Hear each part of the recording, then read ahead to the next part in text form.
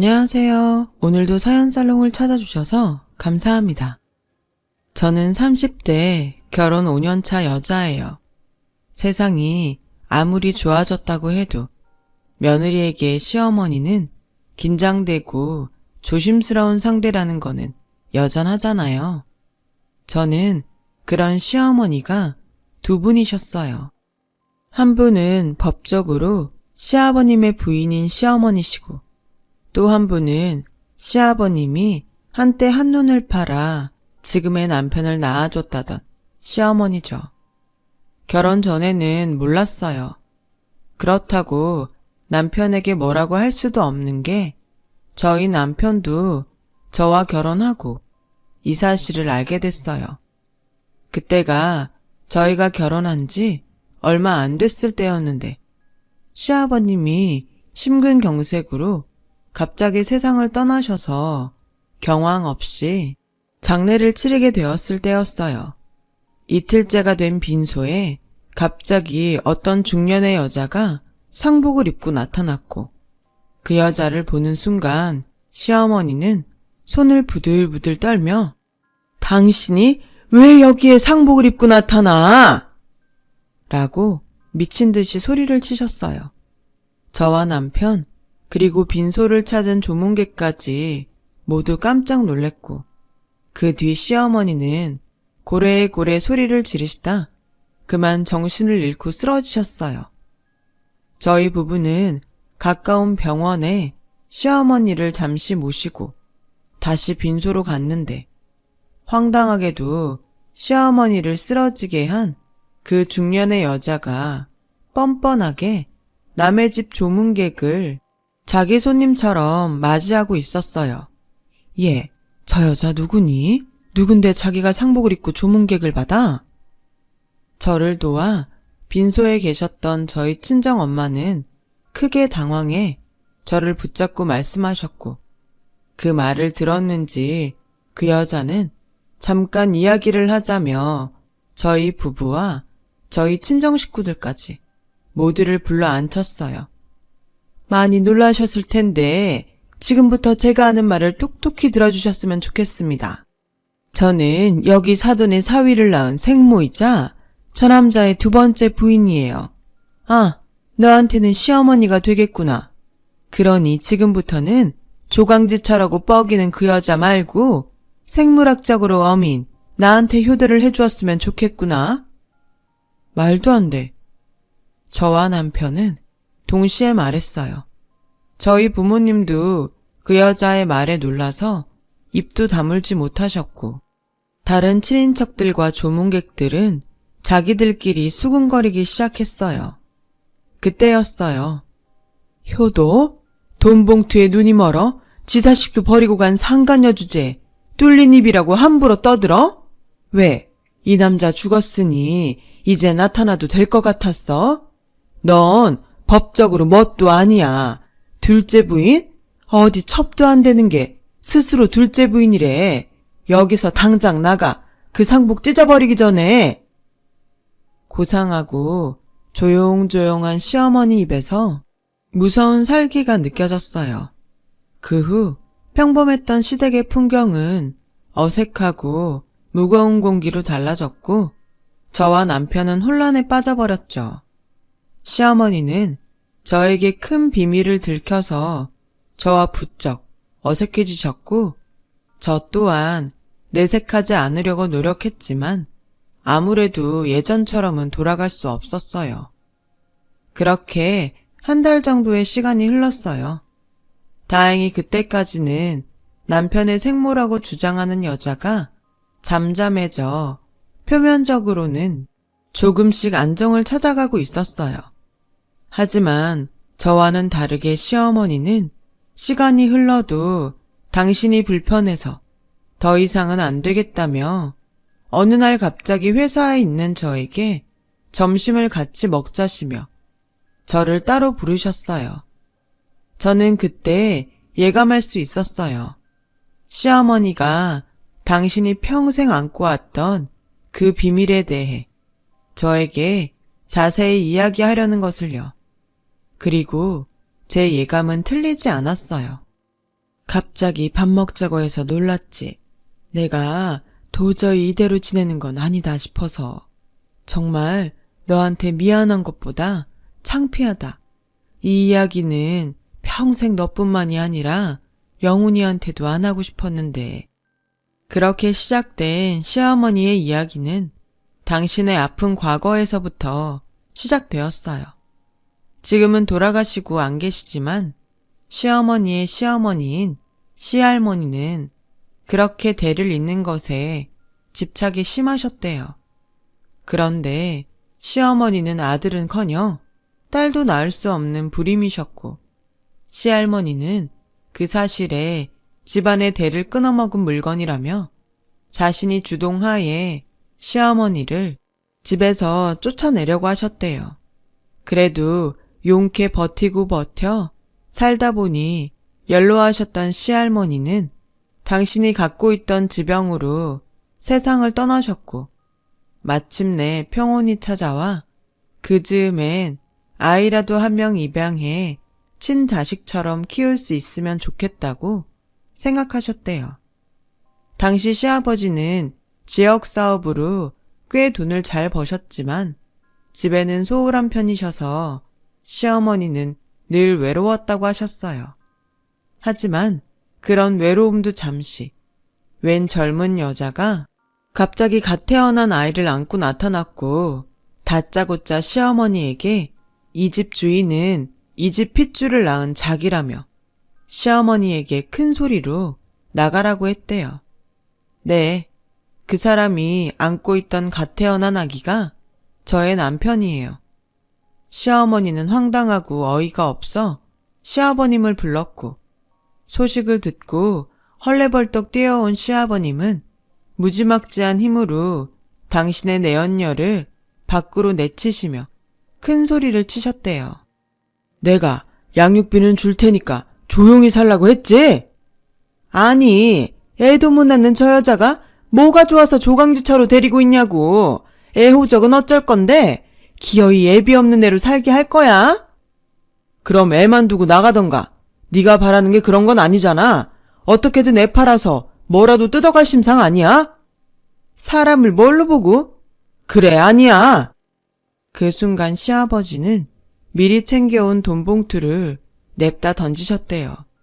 절대 아니라고 하던 내연녀는 돈봉투에 저절로 몸이 반응해 액수를 확인했다고 하더라고요. 선택해. 그거 갖고 영원히 나타나지 말던가 아니면 네 애 데리고 네 하고 싶은 대로 계속 하던가. 나야 집사람 데리고 다른 데로 이사가면 그만이야.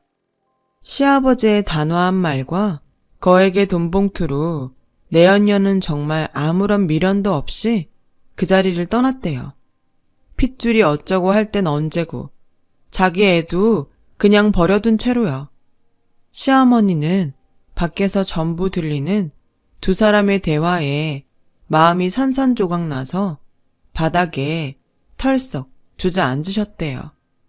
그때 절망에 빠진 시어머니 눈에 자기 엄마가 자기를 버리고 간 줄도 모르고 방긋방긋 웃으며 베넷짓을 하는 어린 남편이 보였고, 그 순간 그래, 남의 애도 데려다 키우려고 했는데 이 집 핏줄이면 내가 못 키울 것도 없지.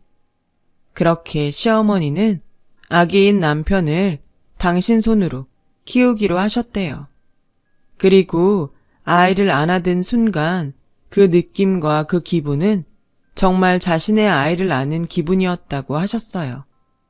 그때 상황을 모두 수습했다고 여기는 시아버지가 집 안으로 들어오셨고, 아이를 안고 있는 시어머니에게 당당하게 그 아이 이리 줘. 또 애 핑계 대고 나타나서 소란 일으킬 거 아니야. 아니면 당신이 어디 영화원이라도 데려다 주던가. 라고 말씀하셨대요.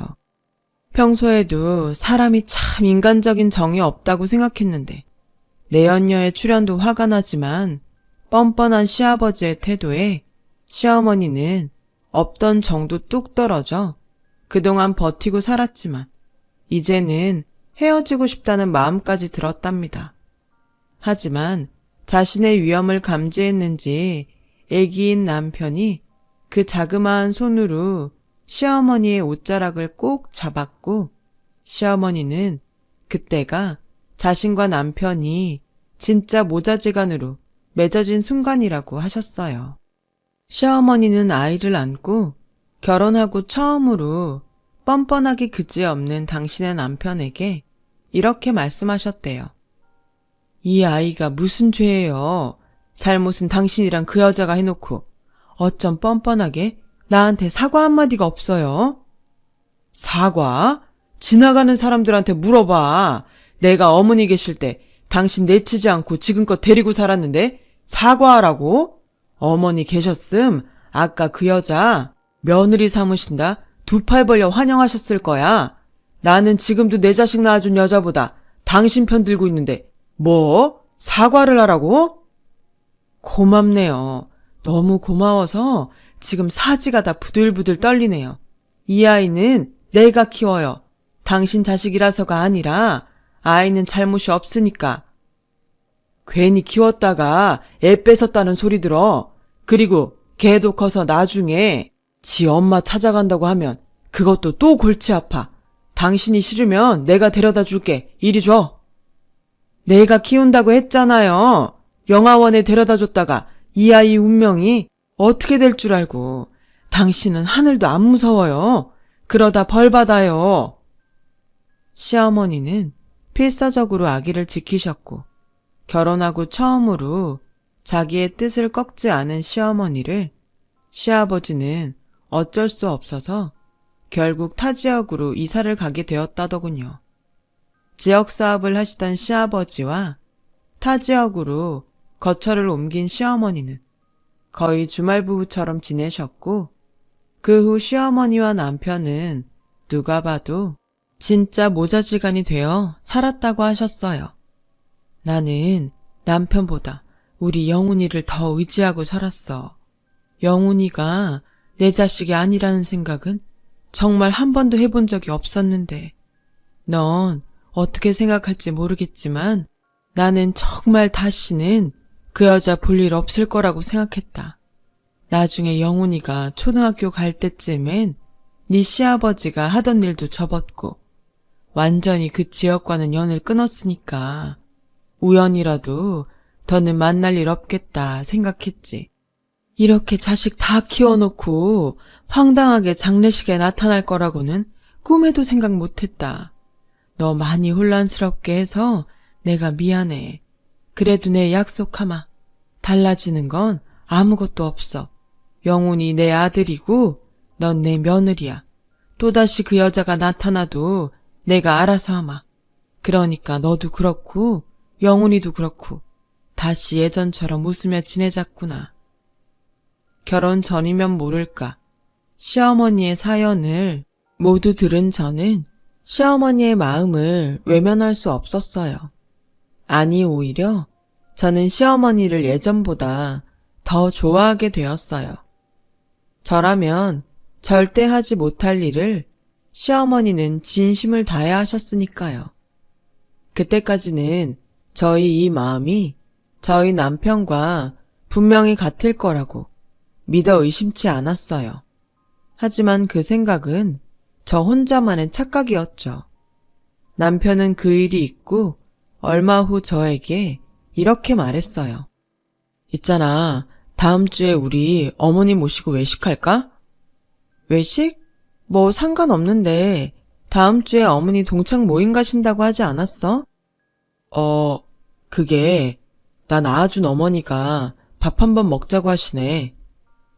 세상에, 저는 남편의 말에 대답하는 것도 깜빡 잊을 만큼 놀라고 말았어요.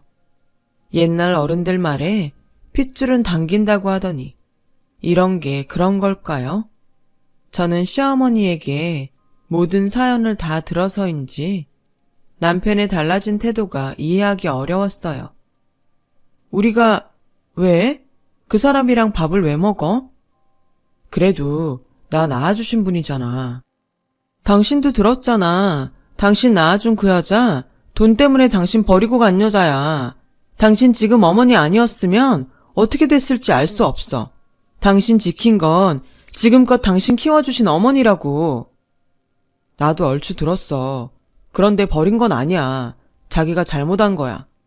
혹시 그 여자랑 따로 만났어? 남편은 제 말에 대답하지 못했어요. 하지만 얼머부리는 그 모습 자체가 저에겐 대답과 다르지 않았죠. 저는 흔들리는 남편을 보며 수도 없이 이건 아니라고 설득했어요. 하지만 딱 한 번만이라는 간절한 남편의 부탁에 저는 그래, 딱 한 번이야. 가서 당당하게 우리 시어머니는 한 분이라고 다신 연락하지 말라고 해야지. 다짐하고 식당을 예약했어요. 어머, 니들 왔니? 내가 너무 좋아서 빨리 왔다. 그동안 잘 지내셨어요? 전에 아프시다고 한 허리는 괜찮으시고요? 그게 뭐 금방 좋아지니? 수술을 받아야 좋아지지. 안 그래도 아까 병원에 다녀왔는데 빨리 수술하지 않으면 더 심해질 거라고 하더라. 그럼 빨리 수술하시죠. 그야 내가 돈이 없으니까. 아, 그거 제가... 자기야. 저는 황급히 남편의 입을 막았어요. 저희 그런 행동에 남편의 생모는 눈살을 찌푸렸고 기분 나쁘다는 듯 저에게 얘, 너는 남편 알기를 뭘로 하는 거니? 어디 하늘 같은 남편 입을 막아? 라고 하시며 저에게 정색하셨어요. 저희도 결혼한 지 얼마 되지 않아서 돈이 없어요. 직접 키우지 않으셔서 잘 모르실 수도 있는데 이 사람이 밑도 끝도 없이 마음이 약해요. 앞으로 돈에 관련된 이야기는 저한테 하세요. 알았다. 내가 뭐 너희한테 돈 달라고 하던? 기분 좋게 밥 먹으러 왔더니 기분만 상했구나. 어머니, 마음 푸세요. 이 사람이 아직 잘 몰라서 그래요. 내가 뭘 몰라? 그래, 아무도 얘기해주지 않았을 테니 내 간단히 얘기하마. 네 시아버지랑 난 혼인신고만 하지 못했지 부부였어. 그러다 얘를 낳고 어떻게 알았는지 지금 네 시어머니라는 여자가 나타나 아이를 뺏어갔다. 난 절대 뺏기지 않으려 했지만 이상한 남자들까지 동원해 나를 때리고 붙들고 꼼짝 못하게 하는 통에 어쩔 수 없이 애를 뺏겼어. 그리고 돈 봉투를 집어 던지더라. 얘 호적 문제도 있고 그냥 깨끗이 잊고 살라고. 나중엔 아이를 돌려달라고 부탁하러 갔는데 이사를 가고 사라진 후였어. 그러다 우연히 그 사람이 죽었다는 소식을 들었고 그래도 남편 마지막 가는 길은 제대로 인사하고 싶어서 갔다가 그 사단이 난 거야. 남편은 뭐가 그리 마음이 아픈지 눈물까지 글썽였어요. 하지만 저는 그 여자의 말을 믿지 않았고 그렇게 저와 남편의 생모는 남편을 사이에 두고 서로를 경계하는 사이가 되었어요. 당신, 우리 어머니한테 너무한 거 아니야? 당신이야말로 어떻게 사람 마음이 그래? 여태 길러준 어머니한테 죄송하지 않아? 감사해. 어떤 게 진실이든 지금까지 날 키워주신 건 맞으니까. 그렇다고 해서 날 낳아준 어머니를 모른 척할 순 없어. 그래서 기어코 그 여자 수술비를 주겠다는 거야? 자식인데 당연한 거 아니야? 와, 보통 아파도 괜찮다고 하는 것이 진짜 부모 마음 아닌가요? 어떻게 된 게 그 속이 빤하게 보이는데 이 남자는 자신의 생모라는 이유 하나만으로 이렇게 콩깍지가 단단히 씌일 수 있는 걸까요? 결국 남편은 자신의 카드로 그 여자의 병원비를 계산했어요. 물론 저 모르게 그 후로도 계속 만나 이것저것 지원을 했고 저는 남편의 카드값과 없던 대출금 내역을 발견해 그날 결혼하고 큰 싸움을 벌이게 되었어요. 이거 다 뭐야? 이거 다 그 여자한테 돈 내준 거야? 그게 나한테 여동생이 한 명 있어. 근데 걔가 이번에 결혼을 한다네. 혼수해 갈 돈이 없다고 해서. 저는 남편의 말에 뒤통수를 3개 맞은 것 같이 머리가 핑 돌았어요. 남편은 카드값이며 대출금까지 전부 자기가 알아서 한다고 저에겐 신경 쓰지 말라고 했지만 그게 어떻게 신경을 쓰지 않을 수 있겠어요. 그 후로도 저 몰래 남편은 자신의 생모를 만나는 듯 보였고 빚은 줄지 않고 마이너스 통장까지 만들어 점점 늘어났죠. 저는 저 혼자는 도저히 남편을 막을 수 없을 것 같아 시어머니를 찾아갔어요. 뭐? 너는 왜 그걸 지금 얘기하니? 저도 이 정도까지 휘둘렸을 줄은 몰랐어요. 영훈이 어디니? 어디에 있든 당장 오라고 해. 저는 시어머니의 말에 남편에게 전화를 걸었어요. 하지만 전화를 받지 않았고 시어머니는 무슨 일이 있어도 남편을 보고 이야기를 하겠다며 저희 집으로 오셨어요. 그런데 저희 집에 도착한 그때 저는 제 눈을 의심할 수밖에 없었어요. 남편의 생모와 그 여자의 딸로 보이는 여자가 저희 집에서 자기들 멋대로 제 물건에 손을 대고 있었어요. 지금 뭐 하는 거예요? 왜 남의 물건에 손을 대? 저는 분노에 차서 남편 생모와 함께 있는 여자를 밀어내버렸어요. 그리고 그 여자 손에 들린 제 물건을 다시 뺏어왔는데 그러자 이번엔 남편의 생모가 야 이년아 어디 감히 내 딸한테 손을 대? 하며 제 머리채를 잡았고 시어머니 역시 단단히 화가 나셔서 남편 생모의 머리채를 두 손 가득 잡으셨어요. 이것이 여기가 어디라고 와서 내 며느리 머리채를 잡아? 어디긴 내 아들 집이지. 이 집도 애 아빠가 해준 집이라며? 그럼 나한테도 권리 있는 거 아냐? 권리? 그럼 난 상간녀 머리털 다 뽑을 권리도 있다 이거사. 내가 오늘 너 가만 안 둘 거야.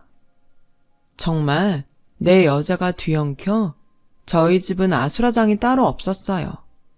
그러는 사이 남편은 양손 가득 소고기를 들고 집으로 왔고 아수라장이 된 집안을 보고는 놀라더니 곧이어 싸움을 말렸어요. 그만하세요 좀. 오빠 이 아줌마랑 이 여자 좀 어떻게 해봐. 이 여자가 네 오빠 와이프다. 이 호칭도 모르는 무식한 거사. 너 내 딸한테 욕했어? 이 싸가지 없는 년이?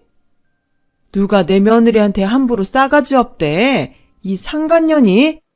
어머니, 지금 당장 저희 엄마한테서 떨어지세요. 안 그러시면 저 다신 어머니 안 봅니다. 남편의 그 말은 시어머니에게는 비수가 되었고 저에겐 충격으로 다가와 남편이 바라던 대로 싸움은 끝이 났어요. 뭐? 너 지금 뭐라고 했니? 당신 미쳤어? 누가 당신 엄마야? 예, 아무리 내가 버부르는 남이라고 해도 네 남편 낳아준 사람이다. 너는 어쩌면 그렇게 한결같이 나를 무시하니? 맞아. 이 여자 진짜 해도 너무해. 남편은 자기가 정리하겠다며 자신의 생모와 여동생을 집으로 돌려보냈어요. 그리고 아직도 충격에서 헤어나오지 못하는 시어머니에게 무릎을 꿇더니 이렇게 말하더군요. 그동안 키워주셔서 감사합니다. 저 정말 그 은혜 잊지 않을게요. 명절이고 생신이고 남들 하는 거 다 하겠습니다. 근데 저도 저 낳아준 엄마랑 갖지 못한 시간 보내고 싶어요. 어머니는 아버지랑 그렇게 정도 없으셨잖아요. 그냥 저희 엄마 인정해 주시면 안 될까요? 네가 어떻게 나한테 이러니? 내가 너 키우면서 내 자식 아니라고 소홀히 했어? 어떻게 지 생모 나타났다고 여태 널 키운 나한테 이러니? 죄송합니다. 머리로는 당연히 아니라는 걸 아는데 마음이 따라주지 않아요. 저는 가만히 듣다 정말 이건 아니다 싶었어요. 그래서 좋아. 당신 뜻이 그렇다면 난 당신 엄마 시어머니로 못 봐. 우리 이혼해. 라고 말했고 제 말에 남편은 아무런 대답도 하지 못했어요. 저희는 결국 법원으로 향했어요. 남편은 끝까지 저에게 이렇게까지 할 필요가 있냐며 그냥 자신의 엄마를 인정해달라고 애원했지만 저는 단호하게 거절했죠. 그리고 법원에 이혼 서류를 접수하고 남편과 따로따로 나오는데 글쎄 어떻게 알았는지 남편 생모가 법원 앞에서 전화통화를 하며 남편을 기다리고 있더군요. 저는 그의 생모에게 마지막으로 퍼붓고 싶어서 다가갔어요. 그런데 그 여자의 통화 소리에 저는 발걸음을 멈추고 말았어요. 그리고 떨리는 손으로 핸드폰을 꺼내 통화 소리를 녹음하며 조용히 그 여자에게로 갔어요. 야, 이젠 지랄 맞은 며느리년도 끝이야. 누가 당신 아들 아니랄까봐 효자라니까. 내가 지 낳아준 생모라고 하니까 나한테 완전히 충성하는 것 봐. 그땐 화나서 당신이 나 몰래 낳아온 애랑 팔자 좀 고쳐보려고 했는데 그때도 한 건 해주더니 완전히 당신 아들 복덩이야. 아니, 돈덩인가? 그 집 팔고 걔 직장 좋으니까 대출 좀 더 받으면 난 뭐 됐고 그 다음엔 당신 아들이니까 당신 마음대로 해. 아, 시간 됐다. 끊어. 저는 온몸이 떨렸지만 침착하기 위해 버텼어요. 그리고 지금 막 나오는 듯 걸어갔고 저를 보자 그 여자는 눈살을 찌푸리며 이제 다 끝났네. 너도 나도. 다신 엮이지 말자. 라고 말하더라고요. 저는 약오를 하고 일부러 그러게 막상 진짜로 서류까지 제출하고 나니까 마음이 좀 그렇네요. 아무래도 이혼까지는 좀 오바였나 봐요. 제가 알기로는 지금이라도 번복할 수 있다고 하던데 라며 자극했죠. 제 도발에 남편의 생모라 우기는 여자는 도끼 눈을 하고 자기를 놀린다며 자기의 주특기인 제 머리채를 잡았어요. 저는 이때가 기회다 싶어 여자의 머리채를 잡으며 머리카락을 한 움큼 뽑았고 그렇게 머리가 산발이 돼서 집으로 향했어요. 창피한지도 모른 채 저는 집에 도착해 남편의 칫솔과 아까 한 움큼 뽑은 그 여자의 머리카락을 들고 태어나 처음으로 유전자 검사를 의뢰했죠. 그날 저녁 남편에게 일단 서류는 제출했지만 정말로 이혼할지는 조금 더 생각해 보겠다고 했어요. 남편은 아무것도 모르고 저에게 고맙다고 했어요. 아마도 제가 자기의 뜻을 받아들이기로 했다고 착각한 듯 보였죠.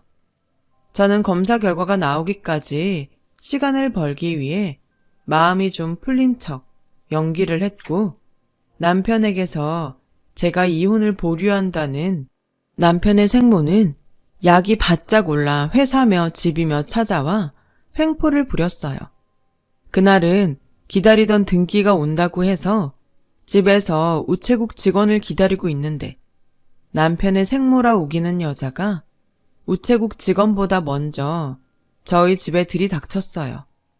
이젠 자기 집처럼 비밀번호를 누르고 집 안으로 들어오는 여자를 보고 어찌나 기가 차던지 여자는 저에게 다짜고짜 소리쳤어요. 너 정말 나 환장하는 거 보고 싶어 그러냐? 내 아들 그만 등쳐먹고 떨어져. 이 거머리 같은 게 당장 이혼하고 나가라고. 등쳐먹은 게 누군데 그래요?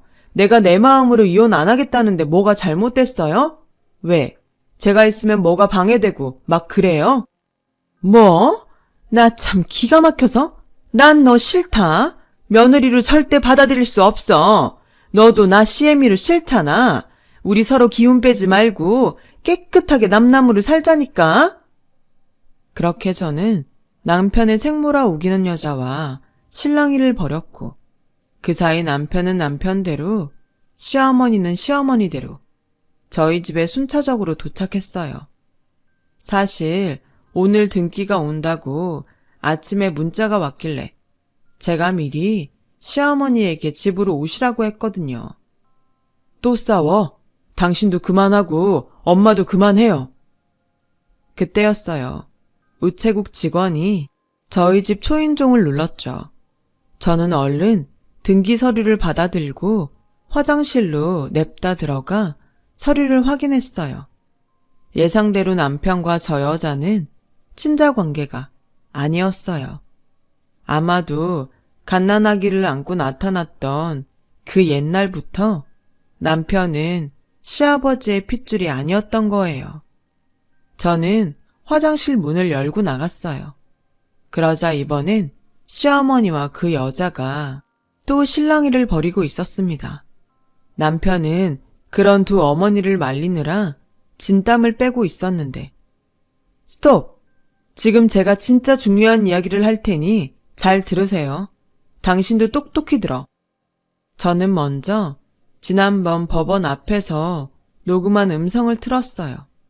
순간 남편의 생모는 화들짝 놀랐고 남편과 시어머니는 이게 뭔가 싶어 눈동자만 이리저리 굴리더라고요.